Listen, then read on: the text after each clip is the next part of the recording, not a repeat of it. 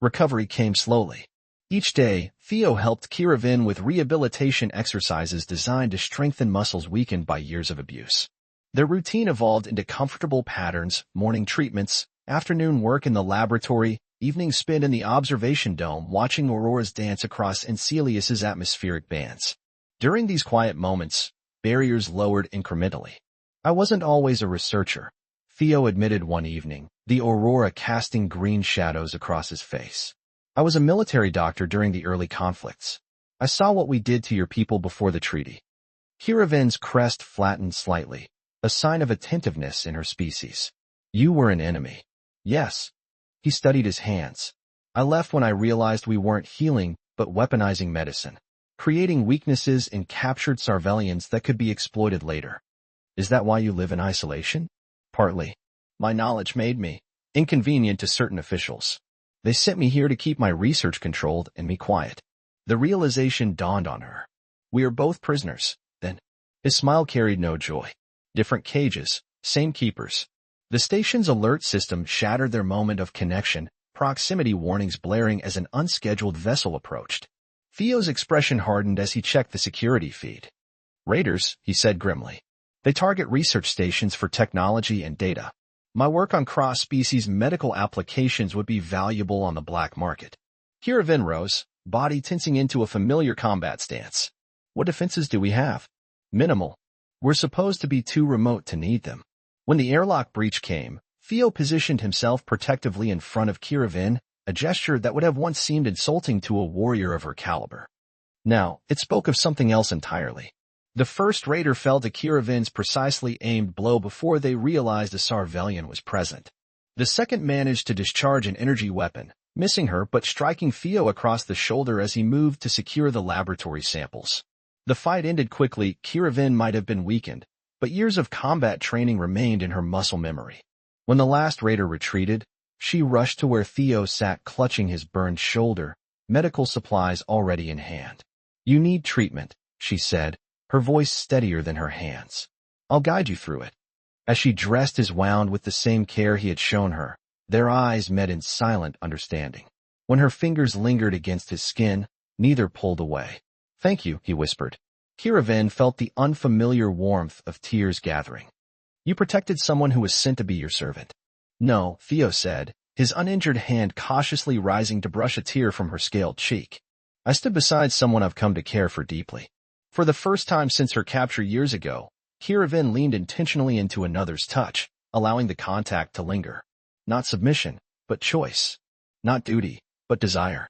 The bridge between their worlds, built slowly over weeks of respect and care, was finally strong enough to cross. The Diplomatic Oversight Committee arrived unannounced one standard month after the raider attack. Ambassador Reeves, a steel-haired woman with calculating eyes, inspected the station with barely disguised disdain.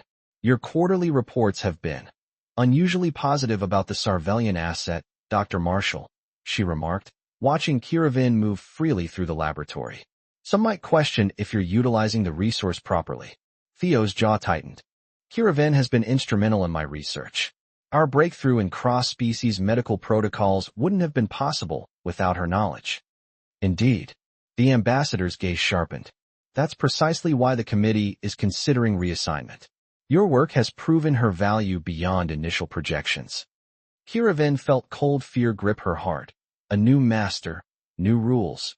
Back to being property rather than partner. Reassignment isn't necessary, Theo argued carefully. Our work here is still developing. The decision isn't yours, Doctor. Ambassador Reeves turned to Kiravin with artificial diplomacy. The committee recognizes your contribution. You'll be transferred to the central research facility where your expertise can benefit many scientists. That evening, after the committee retired to their ship in orbit, Kiravin found Theo in the observation dome, staring at the stars with haunted eyes. I can't stop them, he said when she approached.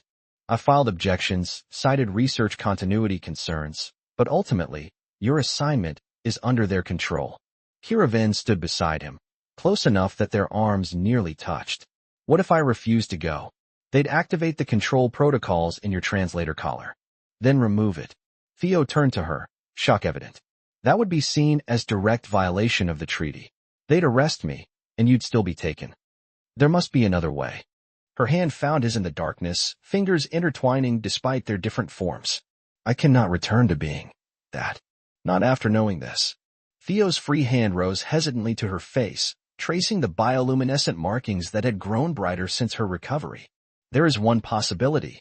The treaty includes a provision for cultural assets to petition for diplomatic status if they demonstrate exceptional value in scientific or cultural exchange. Would they grant it? Not easily. But I have colleagues who oppose the asset program, with our research as leverage. The twin moons of Encelius rose outside the dome, bathing them in silver light that made Kiravin's scales shimmer like stars. In that glow, all pretense fell away.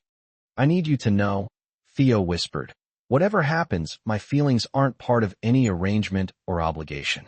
Kiravin stepped closer, her body trembling not with fear, but with anticipation. Show me.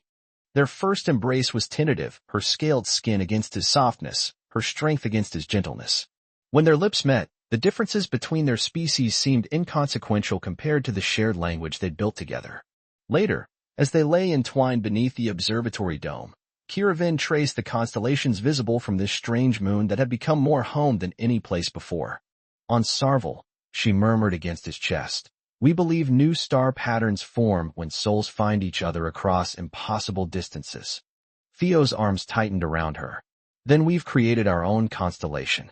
When the committee returned the next morning, they found not a scientist and his asset, but two people standing together, hands joined, with documentation for a formal petition and research that would change the understanding of both their species. Ambassador Reeves could only stare as Kiravin spoke with the authority of a diplomat rather than the submission of property. I choose to stay not as tribute, but as partner in work that honors both our worlds. Under the watchful gaze of Encelius, a new type of treaty was born, not between conquering and conquered, but between equals who had found in each other's touch not domination, but healing, not possession, but belonging. And in the night sky above them, if one looked closely enough, perhaps a new constellation was indeed beginning to shine.